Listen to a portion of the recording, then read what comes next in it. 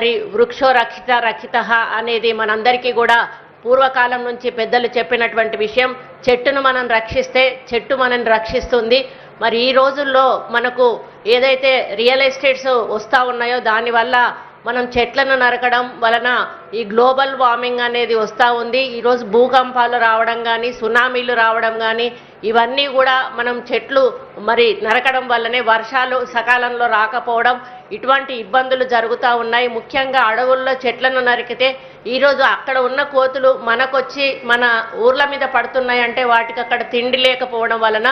కాబట్టి మనం చెట్లను నరకడం మానేయాలని, చెట్లను పెంచడం నేర్చుకోవాలి. ఎందుకంటే మనం పెంచిన చెట్లు మనల్ని కాపాడుతాయి. మన భవిష్యత్తు తరాలకు కూడా అవి తప్పకుండా వాళ్ళకు ఉపయోగపడతాయి.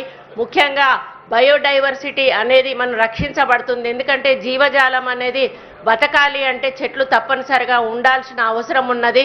కాబట్టి మనం చెట్టు అవసరాన్ని గుర్తించుకొని మనం చెట్టును పెంచి మరి పెద్ద చేసి మనల్ని మనం రక్షించుకోవాలి.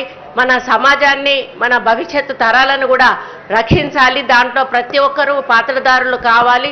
మనిషి ఒక చెట్టు నాటినా కూడా సరిపోతుంది.